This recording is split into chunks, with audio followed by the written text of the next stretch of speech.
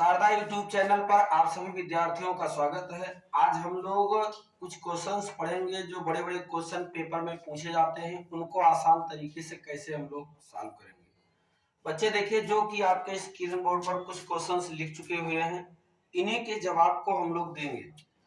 देखिए, सबसे पहला क्वेश्चन आपके यहाँ लिखा है कि under root total whole under root है और फिर प्लस 10 प्लस 2 अंडर रूट 21। इस तरीके का आपका क्वेश्चन दिया गया है और इसी का मान आपसे पूछा जा रहा है। तो बच्चे, जब इसमें आप देख रहे हैं रूट के ऊपर रूट लगा है, तो इसका ऐसा गुणनखंड करिए कि गुणा करने पर 21 आ जाए और जोड़ देने पर ये 10 आ जाए, और ये 2 तो इसी पर है बेस में। तो यानी 7 का अगर 3 में आपने इंटू कर दिया तो 7 त्रिक 21। उसके बाद में अगर हम इसी में 7 में 3 को जोड़ देंगे तो ये हो जाएगा 10। यहाँ प्लस है तो यहाँ आप प्लस लगा दीजिए। अब इस तरीके से हम इसका आंसर क्या लिखेंगे बच्चे, तो आप कहेंगे सबसे पहले बड़ा वाला यानी ये 7 और फिर प्लस लगाइए, अगले वाले में 3 लिखा है छोटा वाला, अंडर रूट 3 कर दीजिए, यही आपका आंसर हो गया। ये आपका सिस्टम। इसी तरीके से क्वेश्चन नंबर दूसरा भी आपका है। जैसे under root whole under root लिखा है 8 फिर -2 अंडर रूट 15 का ऐसा फैक्टर करिए कि इंटू करने पर 15 आए और जोड़ देने पर 8 आए, उसी टर्म से। देखिए यहाँ पर आप लिखेंगे कि 5 3 जा 15 और इसी 5 और 3 को यहाँ पर जोड़ देंगे बच्चे तो ये 8 हो जाएगा। यहाँ माइनस है तो माइनस लगा दीजिए। अब पहले बड़े वाले को ले लीजिए, यानी अंडर रूट 5 ये हो गया और ये माइनस का सिंबल यहाँ लग गया, और छोटा वाला ये आपका अंडर रूट 3। इसी तरीके से इसका भी आंसर हो चुका है। तो बहुत कैलकुलेट करने की जरूरत नहीं, कोई भी क्वेश्चन इस तरीके से आप कर सकते हैं। चलिए इसी क्रम में आपका अगला वाला क्वेश्चन है। देखिए, जैसे मान लीजिए क्वेश्चन नंबर तीसरा आप देखिए, x is equal to b whole in square root और उसके बाद 3 रूट फिर 3 और फिर अंडर रूट 3। इस तरीके से इनफाइनाइट तक दिया गया है। जब बच्चे क्वेश्चन में ये इनफाइनाइट तक हो तो बिना सोचे समझे ये जो लिखा है बेस में, इसी को हम लोग रख देते हैं, यही हमारा आंसर हो जाता है। सिंपली x का मान आपका 3 हो गया।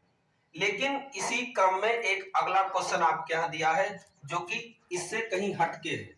चलिए कैसे उसको करते हैं। देखिए क्वेश्चन नंबर 4, क्वेश्चन नंबर 4 है बच्चे, आपने यहां पर लिखा x is equal to b whole under root 3 फिर रूट 3 फिर रूट 3 और फिर रूट 3।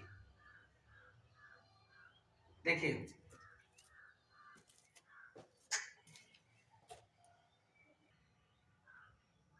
चलिए इसी क्रम में बच्चे क्वेश्चन नंबर 4 आपका है, x is equal to b whole under root आपका ये लिखा हुआ है, इसके अंदर 3 और अंडर रूट दिए गए हैं, 3 रूट और दिए गए हैं।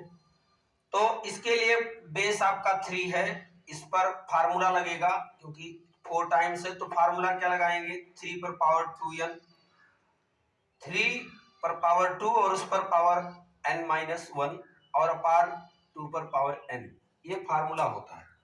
इसको किस तरीके से हम लोग सॉल्व करेंगे, थोड़ा सा बेस बना लीजिए। जैसे 3 ये हो गया और यहाँ पर 2 लिखा और 2 पर पावर 4 कितना n कितनी बार लिखा, 1 2 3 और 4 बार हो गया। यहाँ 4 रख देंगे और फिर -1 और अपान 2 पर पावर 4, यानी 2 दूना 4 दूना 8 दूना 16, 2 पर पावर आपका हो गया 16 और -1 अपान 2 पर पावर कितना 16, ये हो गया 3 पर पावर 2, 16 में से घटाएंगे 15, 15 बटे आपका ये 16 हो गया। तो बच्चे यहां से देख लीजिए एक बार फिर से, 2 पर पावर 4 का मतलब हो गया 16, 2 को आप 4 बार गुणा करिए, 2 दूना 4 4 दूना 8 8 दूना 16, तो 16 माइनस 1 और बटे 2 पर पावर 4 है, तो इसका मतलब ये हो गया आपका 16। यहाँ हो गया 3 और 3 16 में से 1 को घटाएंगे तो 15, 15 बटे 16, यही आपका आंसर हो गया। 3 पर पावर कितना आपको मिला 15/16। ये हो गया इस तरीके से। इसके बाद में क्वेश्चन नंबर आपका 5 है, इसको किस तरीके से सॉल्व करते हैं देख लीजिए इसको भी।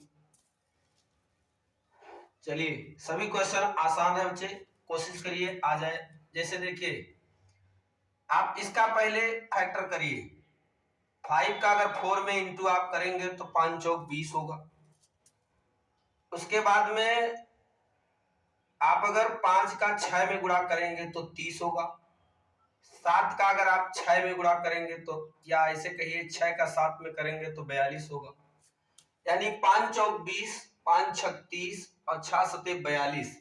इसी तरीके से इसमें आप 7 का 8 में गुणा करेंगे तो 56 होगा।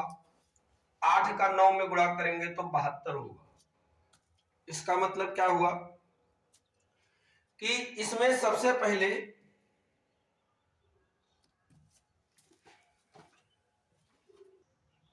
तो बच्चे इसके नंबर को आप गिन लीजिए, 1 2 3 4 और ये 5।